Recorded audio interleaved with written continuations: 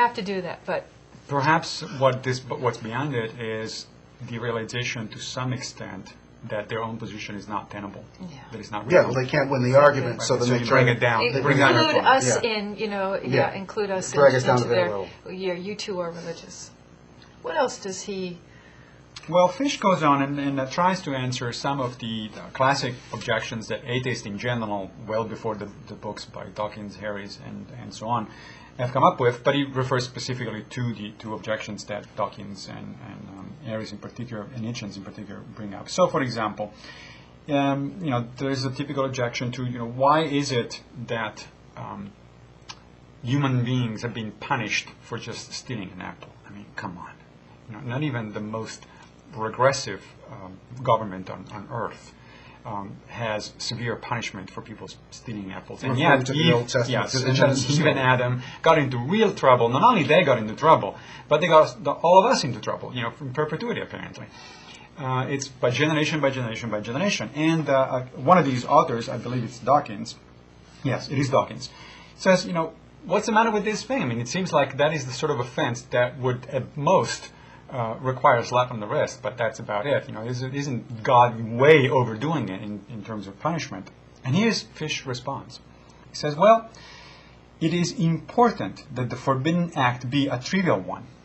For were it an act that was on its face either moral or immoral, committing it or declining to commit it would follow from the powers of judgment men naturally have. In other words, if it's really a bad act, Eve would not have done it because she was smart enough to realize that she shouldn't have done it. And so the act has to be trivial because it's testing Eve's faith, not Eve's reasoning abilities. A friend of mine had a great expression once. He said, "Roll up the pant legs, it's too late to save the shoes." however, the consequences of the act that Eve, if there was, we're talking about this make-believe story, these make-believe characters, which is just, it's difficult to do, but for the sake of argument, the act had such grave consequences that it wasn't a trivial act. Eating of the forbidden fruit, it was meant the fall of humankind. But see, the tree of knowledge. The tree of knowledge. Tree of life The and the first tree thing of God knowledge. does is punish people for wanting to better themselves.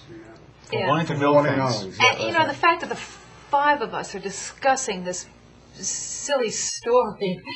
Well, it wasn't silly at the time. I mean, understanding it in the context, people had no other way of explaining things. Today. But today, As if these characters were real, and this, yeah, that's. But the interesting thing is, I think, that here, even religious people who do not take that story literally, like a lot of mainstream Christians do not, right.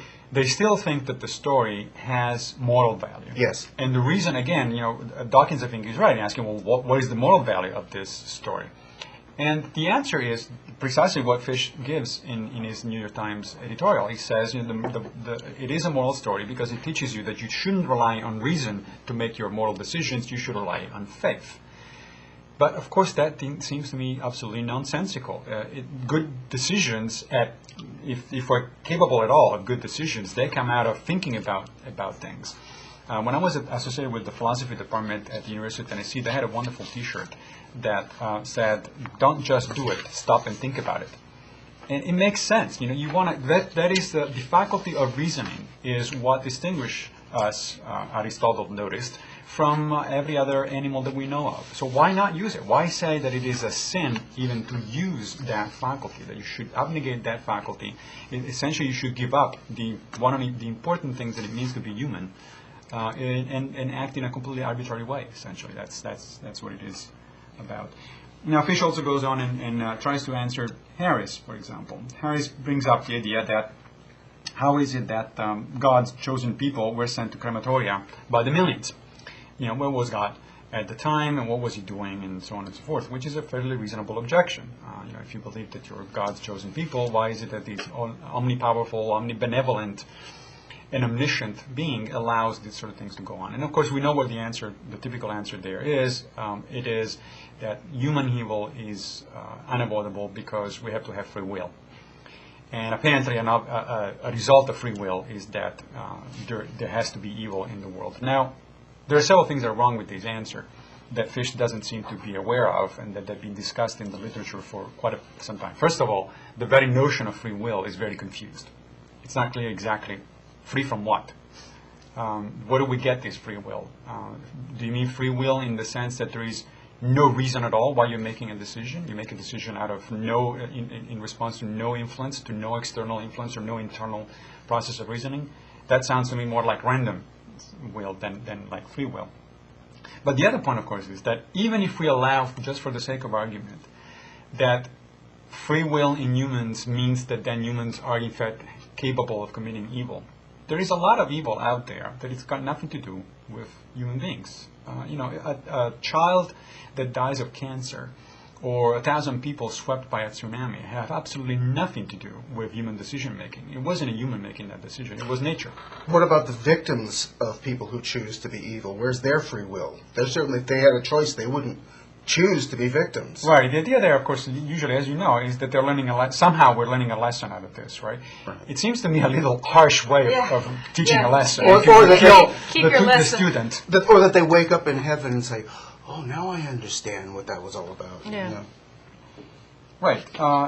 Now, that idea, in fact, of learning the lesson does work only if you do wake up in heaven.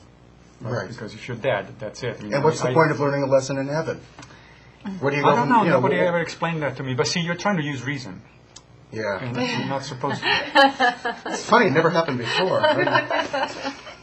You're committing the typical atheist fallacy. Oh. Now, what really, I think, really surprises me about Stanley Fish is not the individual arguments that he makes, which have been made before by plenty of other people.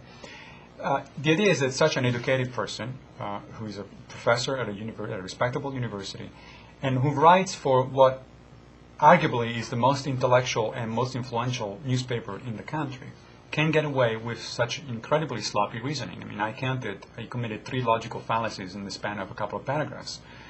And that, to me, actually is the worrisome part. It's not these particular arguments, because we've heard them before. Mm-hmm. It's not his disparaging of atheism, because unfortunately we're used to that. It's the idea that an intellectual writing in a very intellectual newspaper can get away with that sort of, frankly, crappy reasoning. If that is the level that New York Times has, I cannot imagine what the New York Post does. Apparently he's just very upset with the publicity that atheists are getting right now. That people are writing about whether it's the new, so-called new atheism, it's atheism, and people are talking about it. And he doesn't know what to say about that. So he can't say don't talk about it, but he's got to criticize the atheists, and he does a very poor job of it. He does, and all these criticisms, Stanley Fish is just the very latest to write very venomous editorials and reviews of the books by Dawkins, Harris, and so on and so forth. And one of the things that all of these series of attacks does is makes one of Richard Dawkins' points very well. One of Dawkins' points is that we live in a society where it's simply not acceptable to criticize religion. Right.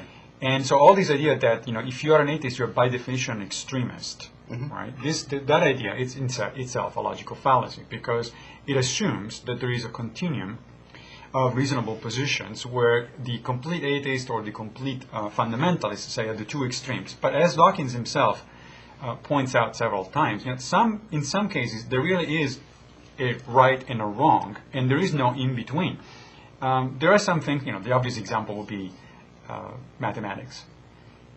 I could be, I suppose, accused of being a fundamentalist in geometry because I believe that the internal sum of triangles is 180 degrees and not any other number. But in fact, there is only one correct answer in that case. There is no other correct answer. So all the other answers are in fact equally incorrect. It doesn't matter how far they are from the real one. They're wrong.